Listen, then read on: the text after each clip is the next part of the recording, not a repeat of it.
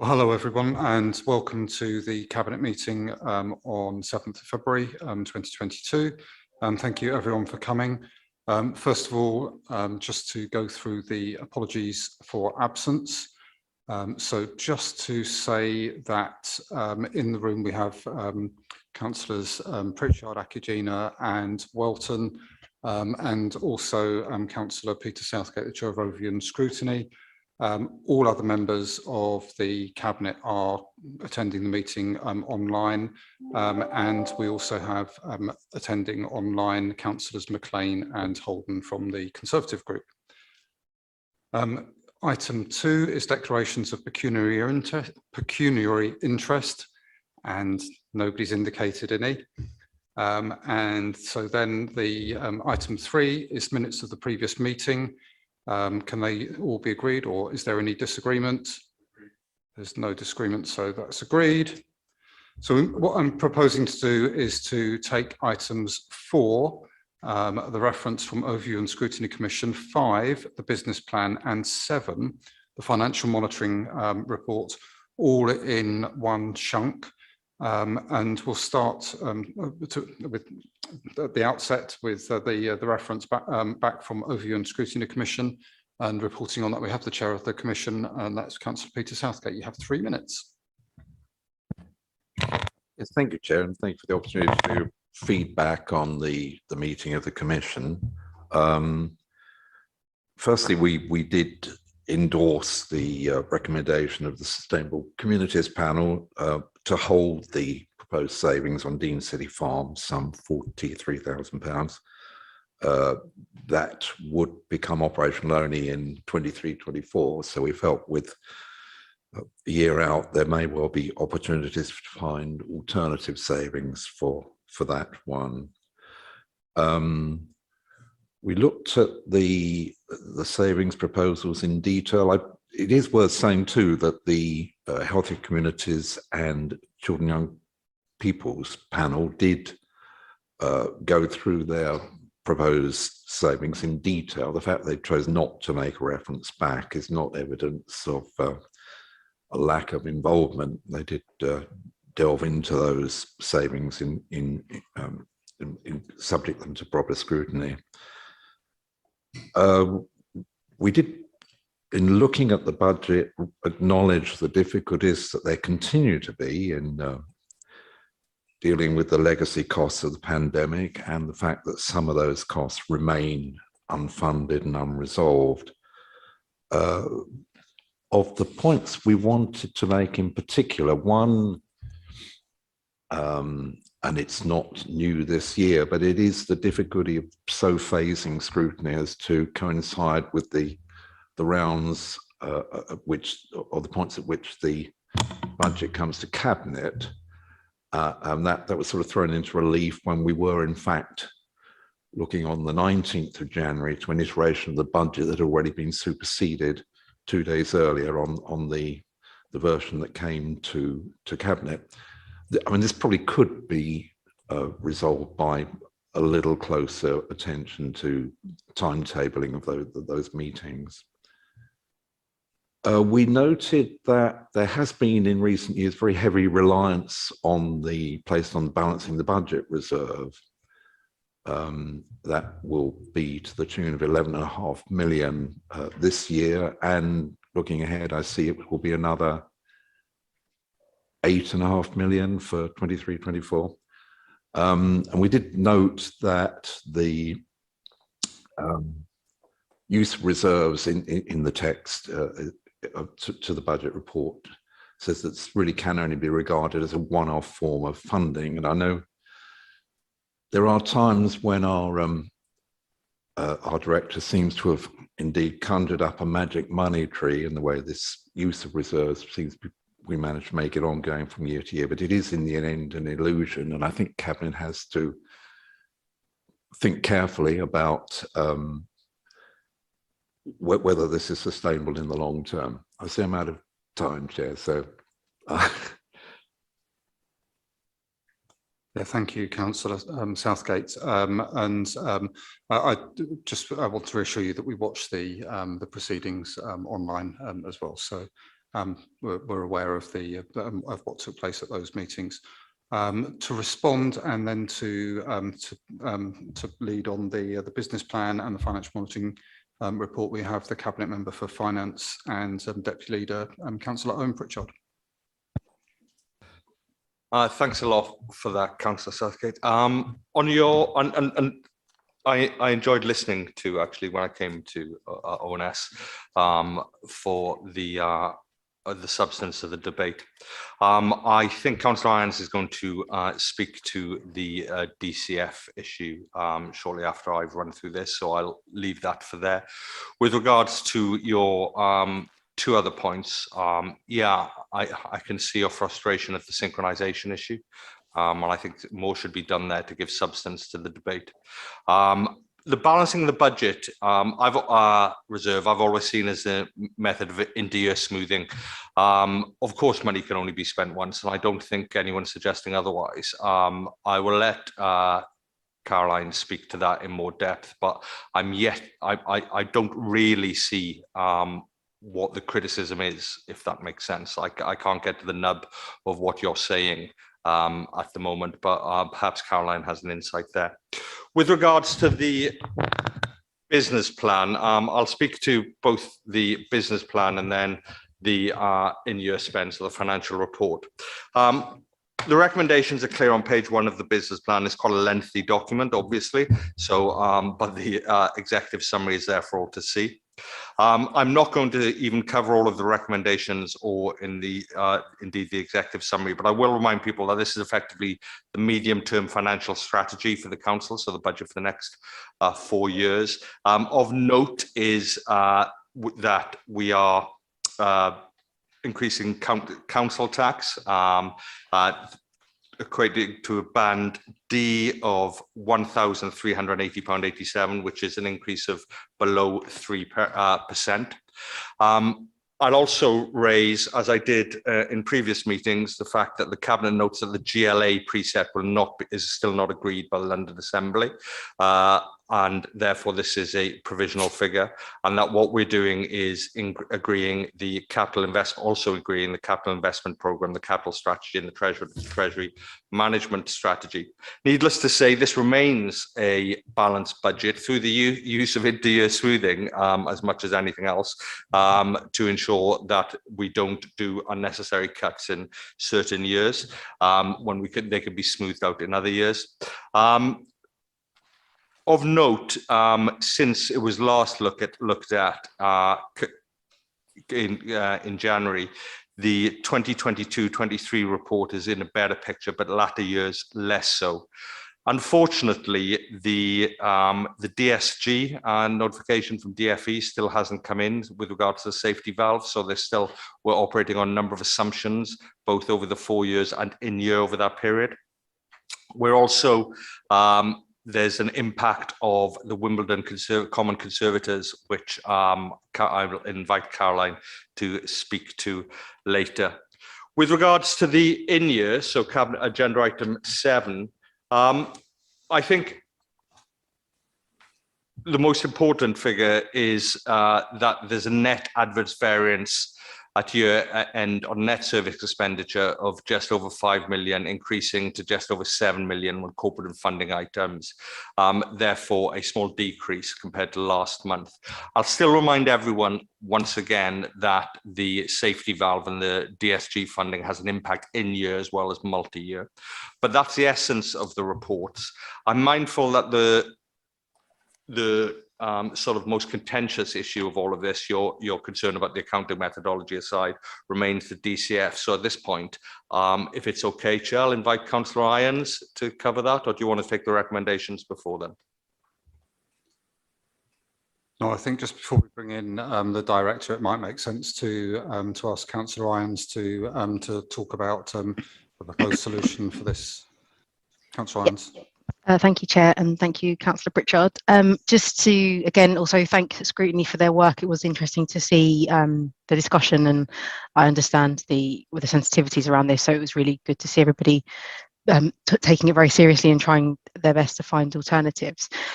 We have an alternative proposal though that we've come up with in partnership with Dean City Farm.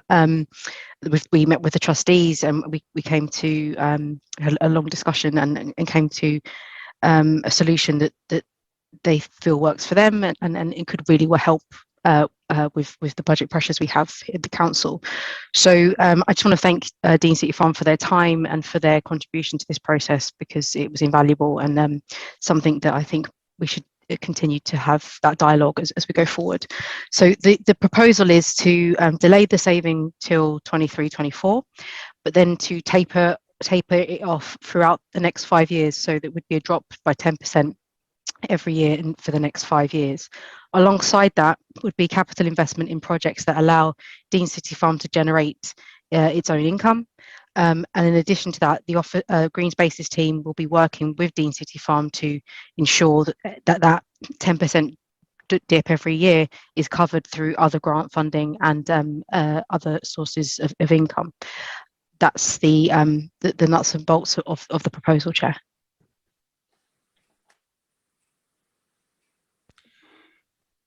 Thank you, Councillor Irons. I think it's probably a good idea to bring in the director at this point, Caroline Holland. If you have any further elaboration on the business plan, the financial monitoring report, or further information that you think the Cabinet needs to take into account. Caroline. Thank you, Chair. I suppose the first thing to say is just hot off the press that the government has published the final settlement. So we've just had some notifications through from the LGA about some changes. They've also published the public health allocations, so it does look as if there's an additional 300,000 for us as a result of that. Clearly a significant amount of information in front of you tonight as part of the business plan preparation. And certainly to pick up on one of the issues that Councillor Southgate raised, we did amend the timetable of council meetings, which was agreed at last week's council, to take into account the specific issue that he raised about considering papers where there'd already been a further update to what had been proposed. So certainly with the information that you've got in front of you had changed again since February. So we have added in some additional funding to cover inflation increases because of the current rate of the RPI, currently over sort of 7%. So that is a significant risk for us that we think at this stage. We had further information came through on the taxi card concessionary fares, which has impacted in future years in particular. Clearly the GLA has had and TfL have had further funding, I think again to the end of the month. So that will have an impact on them, and also the actual number of users of passenger transport will have an impact on future charges going forward. Clearly, we did get some additional funding through when we've worked through the business rates to work through the share that we would be able to achieve after taking into account the appeals and bad debts provision that we still have to make. And that information is set out in the papers in front of you tonight as well. And we did have an increase in the deficit on the collection fund as well, which is a significant issue. Last year, the government did allow us to phase that over 3 years, but we have not been allowed to do so at this stage. So there has been an improvement in 23-24, but a deterioration, as Councillor Pritchard mentioned, in 24-25 and 25-26. With regards to the balancing the budget reserve, whilst it is a reserve and one-off, clearly the fact that we build in future years the use of it and therefore the increase in gap, we are mindful that further increases and savings or different proposals need to be made in those future years.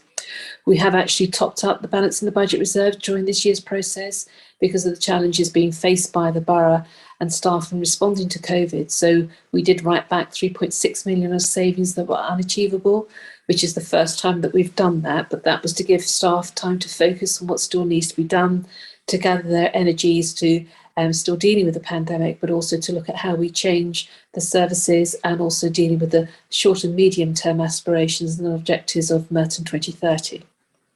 With regards to the level of council tax increase, we are still awaiting confirmation of the LPFA levy, but the Wimbledon, Putney and Commons Conservatives have announced that their 3.7% increase in the precept. Now that feeds into our average council tax increase calculation, and therefore this year, as did happen, I think quite a few years ago, that means we cannot actually, the council cannot increase its share of the council tax by 2%, because otherwise it would trigger a referendum. Now this year it is only an impact of about £4,000, but if the Commons Conservatives want to increase their rate, as they can do by RPI, then that could have a further impact and consequence on us. So we are keeping a close eye on that. At this moment in time, we are only allowed the precept for the future year 22-23. There has been no further announcement about what we may be able to do in those future years. And we had been promised, and I know everyone was anticipating, the outcome of the safety valve discussions and negotiations with the DfE. We had been promised the outcome in the middle of January, and indeed we did get an email which excited us all, but all it said was, you're going to find out a bit more at the end of the month. There still appears to be some discussions going on about the size of the contribution that Merton is expected to make to offset the overall deficit, and therefore we are awaiting those outcomes. But at this moment in time, I have not changed any of the assumptions for the current level of funding for the DSG. We did build in the January Cabinet papers the additional staff that we believe will be required to work through with Jane and her colleagues in Children's Schools and Families, the works that will be needed to make those changes, regardless of whether we get funding through from the DfE or not. So that work can start, and the additional temporary capacity is already in place, and some of those staff already working through on some of those short-term changes until those permanent staff are able to be put in place. It is disappointing that we don't have that information at this stage, but we will be bringing back any outcome to future Cabinet and Scrutiny to be able to look at the impact of that. That is likely now to be in the new financial year, just with the timings, and also clearly the pre-election period starting in mid-March. With regards to the monitoring report, as we have said, we do have still an anticipated adverse variance at the end of the financial year. Only a marginal movement this time, sort of 200k, and only a marginal movement in the DSG increase as well. So in some ways, good news. The debt outstanding to the authority has decreased from what we reported to you in September. So again, some relatively good news there about how we are managing those finances, and also some additions to the capital programme, which have now also then been built into the capital programme and impacts into the Treasury and Management Statement. So you can see what the consequences of those are as well. So our debt almost coming down by nearly £5 million, which is really good news. The month 9 Cabinet monitoring statement will also be going on to the Financial Monitoring Task Group in a couple of weeks' time as well, for them to scrutinise the monitoring report as well. I think that's probably it for me, but happy to take any questions. I suppose just to flag, because there has been some minor changes within the settlement, there will be some changes to the papers that will come forward to you in Council, and certainly we'll build in the impact of the change that Councillor Irons outlined, which will have the impact of increasing the deficit in those further future 3 years, but only marginally at this stage, and certainly not significant in light of the overall balances and shortfall that we still have in those future years. Thank you. Thank you, Caroline, the Director of Corporate Services. To appreciate your rigour around this, and sense, well, you can sense our frustration that there's still a degree of uncertainty, even just a few weeks away from having to make our budget decision, which is not ideal. But we're obviously making our case with the government to get more information at the earliest stage, and appreciate your view that the proposals that we're recommending around Dean City Farm are not significant financial ones, and can be achieved within the council's budget. There were a couple of questions flagged to me in advance from Councillor Stringer. Councillor Stringer, do you want to come in at this point? Thank you, Chair. Yeah, shall I ask them both at once? Is that easiest? Because one of them's about my area, and one of them isn't. So I'll start with the kind of easier one about my area. Obviously, I care a lot about dedicated schools grant. and that the colleagues in the finance teams and the CSF teams have been working so hard to put together a plan that we think is achievable. So what's the kind of ongoing impact of that uncertainty, and what's the kind of potential size of the change that could bring to the financial situation? That's my first question. My second question is about something outside my area of expertise, around the Wimbledon and Putney Common Conservators. So just to make sure I understand this, so we're only allowed to raise the total council tax by a certain amount, but they're allowed to choose how much theirs increases by. I think you said based on inflation, and therefore that decreases the amount that we can increase the kind of base council tax by. Is that right? And if so, what's the kind of overall financial implication for us on that? How much kind of money are we losing by theirs going up and therefore taking away from us? I'll start with that one first, if I may. So the Wimbledon Putney Commons Conservators can increase their levy by the rate of inflation, RPI, at I think in September. Clearly the issue has arisen this year because we've got the council tax referendum limit of 2%, but inflation is currently running significantly higher than that. Previous years it has been lower, so we haven't had that impact that we've had this year. They have not increased their levy by the maximum they could do, so that this year is a bonus to us, and it feeds into the average council tax calculation because it is a precept, so there is legislation governing that.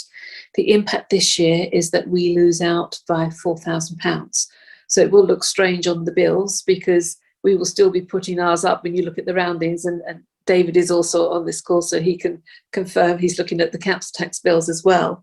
It will still show 1.99, but it's sort of marginal, the actual the rounding. So again, whilst insignificant, it does have that impact, and so we'll be working through what that means.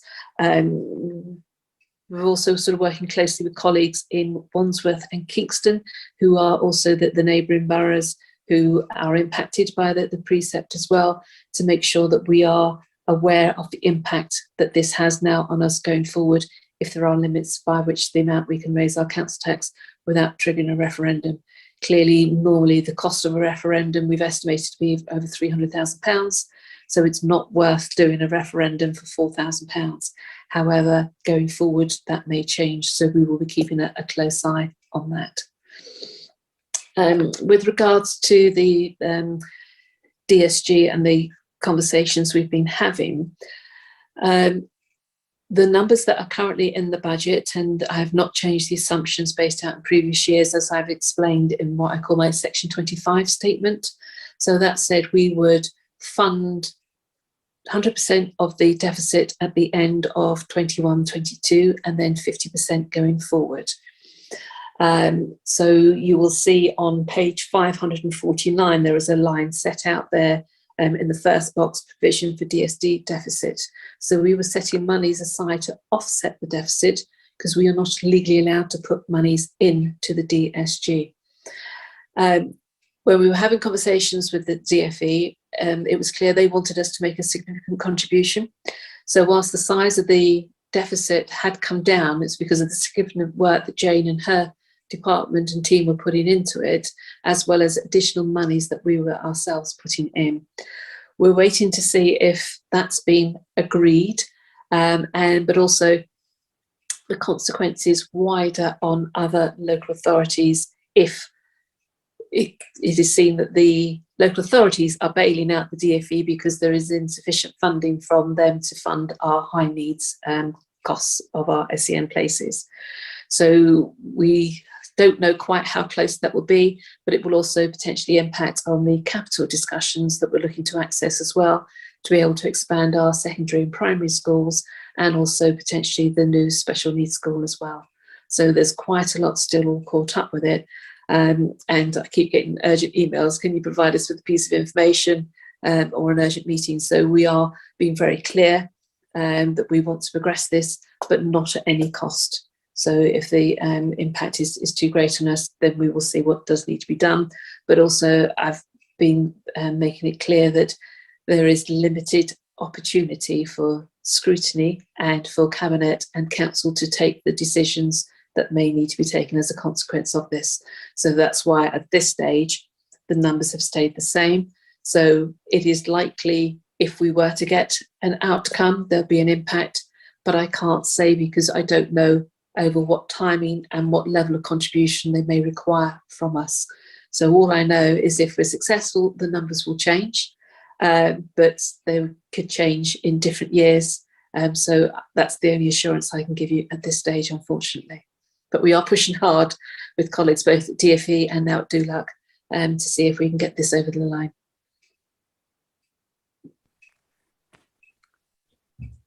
Thank you, Caroline, and can I offer my praise and thanks to you and your team, and to Jane McSherry, the Director of Children's Schools and Families, and her team, and the cabinet members, Owen, before him, Tobin as well, and Ellie, for the work that you've been doing to progress this safety valve work with the government. It's been a source of great frustration to us for many years that we don't think we've had our special needs education funded properly by the government, but it does seem like we're getting there, albeit frustratingly late in the budgeting process. And also thank you for your explanation about the conservators. It does seem an anomaly with council funding that the government would tell us what our core spending power needs to be. However, if a third party, the Conservatives, want to increase their charges, there's nothing that we can do to stop that, and they can potentially reduce our spending power on our council services as a result of that. And whilst it's not very significant amount this year, there is a possibility that it could be significant in future years, and that could have a significant effect on council taxpayers in Merton, and an impact on our core spending power. I just wondered, in terms of dealing with that, presumably that is a parliamentary matter, is it, or would it be a change of the law that would need that, or would it even be private legislation required to change something like that? Actually, I'm probably looking at the Chief Legal Officer, Louise Round here, but if either of you know, that'd be interesting. Well, if I can start, and perhaps Louise can sort of come in at the end. Certainly the conversations that we've been having initially, certainly with Wandsworth, if there's going to be any change to the level of increase that the Conservatives can raise, that might need to be done through a statutory instrument, but we would also want to make sure then that the impact on our level of council tax increases is taken out of the calculation. So that was certainly what we would be looked to be asking for. Whether that can all be wrapped up in that way, I'll pass back to Louise. Thank you. Sorry, I threw that in as a bit of a curveball for you, Louise. Yes, it's like hospital pass. I think as Caroline's indicated, there are two aspects to it. There's the rules governing what the Conservatives can raise themselves, and then there's the rules governing how that's treated for the purposes of our council tax. I think both will require some form of legislative change. So probably not something we could achieve very quickly between now and the 11th of March. No, quite. It might be something that we have to raise with the members of Parliament after the 11th of March. We've got a few other things to worry about before then. But thank you very much. I don't think there are any other questions. Councillor Southgate, yes, do you want to ask a question? It's not a question. It's because I wasn't expecting to work to a time limit. I missed the most important part of my reference, which was in fact to thank Councillor Pritchard for picking up the baton from Councillor Byers, but more particularly to thank Caroline, if I may, for attending the Commission meeting in person, which I think made a huge difference, and for asking all the members questions and demonstrating her flawless mastery of the detail of our budget. Much appreciated. I'm hardly going to rule you out of order for offering thanks to people, so I do appreciate that, Councillor Southgate, and I know that will be passed on to not only the individuals involved, but also the people who work with them, who've been, really a key part in getting this done. I don't think there's anything else, so we'll go through the recommendations. So on item 4, the reference from the Overview and Scrutiny Commission, there's recommendation A, which I think is to note. Then on the business plan, there are recommendations 1 to 9, But I think we also probably need to just minute that we are coming up with proposals to deal with the Dean City Farm, and those will feed into the next sort of round of the budget process. And then on item 7, the financial monitoring report, the recommendations A and B. Can I just check that that's the correct way of dealing with it in terms of the business plan and the additional information on the Dean City Farm? I don't think anyone's disagreeing with that. So can we vote on all of those? Are they all agreed? That's agreed in the room. No one's disagreeing online. Thank you very much.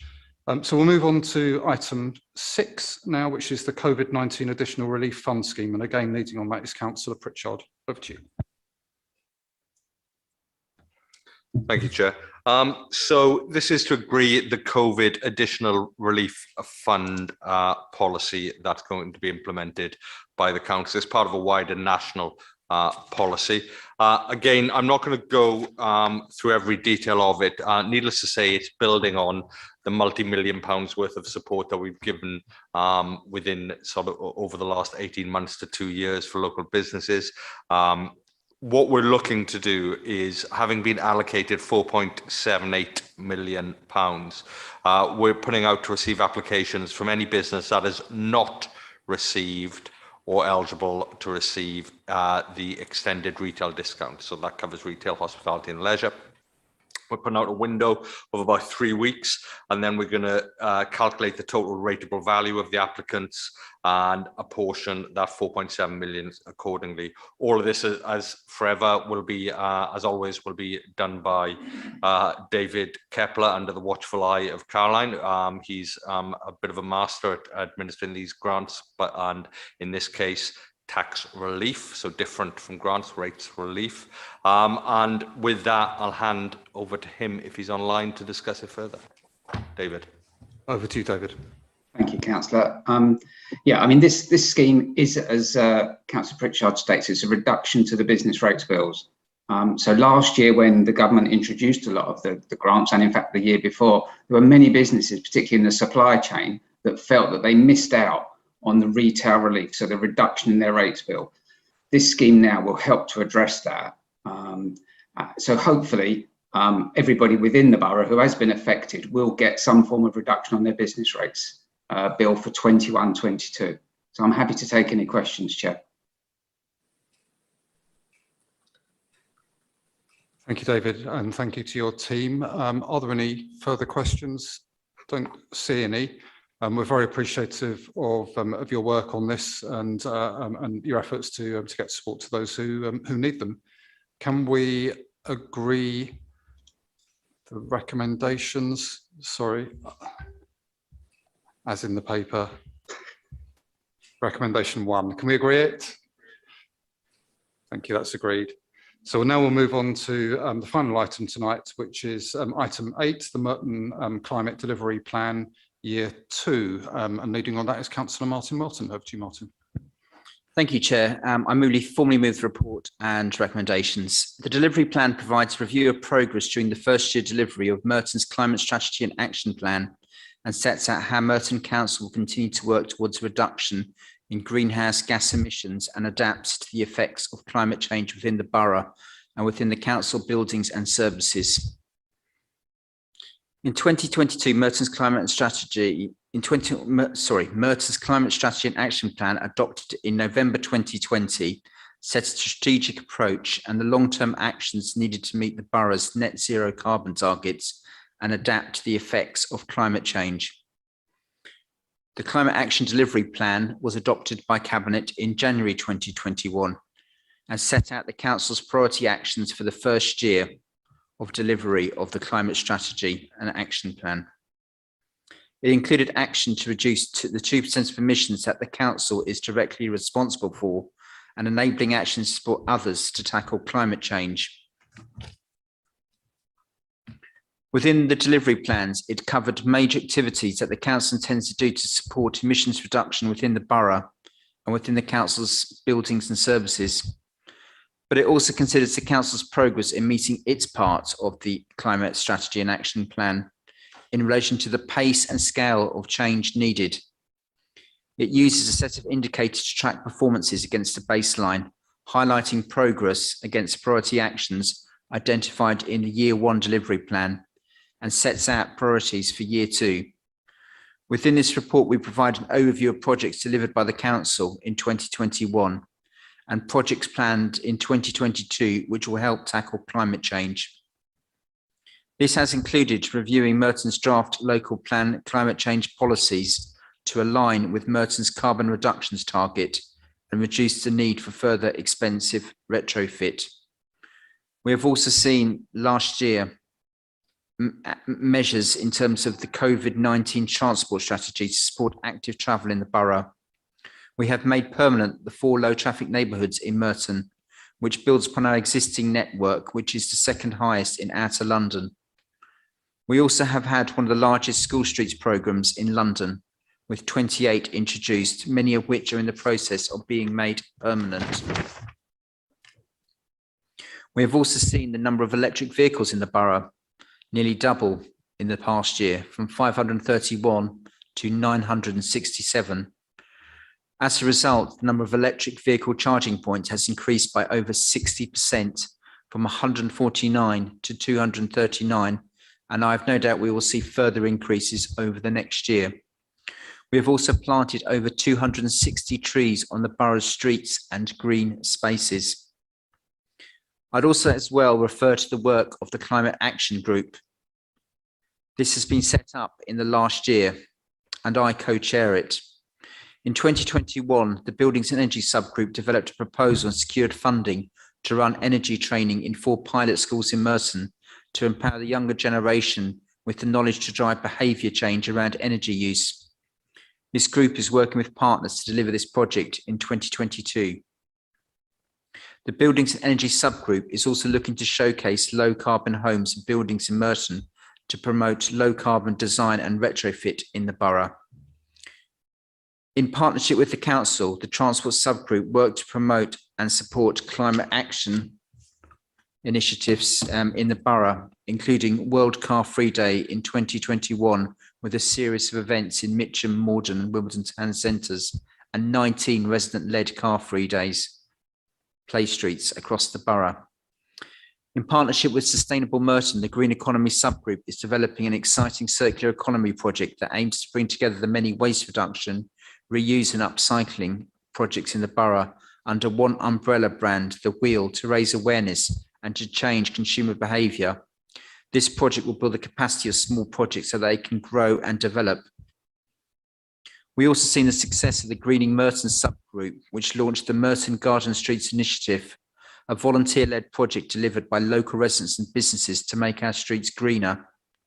With over 90 streets signing up to planting days over the summer, community feedback highlighted the positive impacts in terms of mental and physical well-being, developing a greater sense of community. I would also place on record my thanks to Kelly Gunnell, who helped coordinate this, but also as well the many volunteers across Merton who got involved. Turning now to next year, we see that in the draft capital programme for next year, 12 million is included for the decarbonisation of Merton's refuse collection fleet from 2025, and a further £6 million for the decarbonisation of Merton's internal fleet. To support the delivery of Merton's carbon reduction commitments, officers are looking to allocate 150,000 of funding for Merton's carbon offset funds to be used as top-up funding for the Green Homes Grant Local Authority Delivery Scheme to retrofit fuel-poor homes in Merton. These will be used as funding of last resort in instances where the cost of works exceed the maximum funding allowances available through existing national funding streams. It will also enable more of a whole house retrofit approach, which will help drive the decarbonisation of heat in Merton and minimise the need for further retrofit works in the future and any associated disruption. As a council, we have made progress over the last year, but the projections going forward are not comfortable to read. The change is in the right direction, but we now know we need to move even faster and accelerate our decarbonisation. Finally, it's clear from the report how much has gone into the work to help decarbonise Merton, both from our staff and from our tireless volunteers. I would also like to take this opportunity of thanking Dominique Hill for all her work as the Climate Change Officer for the Council, but also the co-chair of the Climate Action Group, who recently stood down, Ramya Venkataraman, for being the co-chair and leading this group. I would also as well like to thank the leads on the Climate Action Group, Diana Stark, who's led on the green economy, Luke McCartney and Mabood Nakshabandi, who's led on transport, and also Jodie Anderson and James Stessler, who've led on buildings and energy. There has been progress over the last year, but I think we're all conscious there's a lot more to do. I formally move the report, Chair. Thank you. Thank you, Councillor Welton. And the lead officer on this is Chris Lee, the Director of Environment and Regeneration. Chris, did you have anything to add? No, Chair, nothing further to add. Happy to take any questions. Fantastic. I think I just received a point that Councillor Irons just wanted to make a point. Just very, very briefly, Chair. I'm really, obviously, given my portfolio, I'm really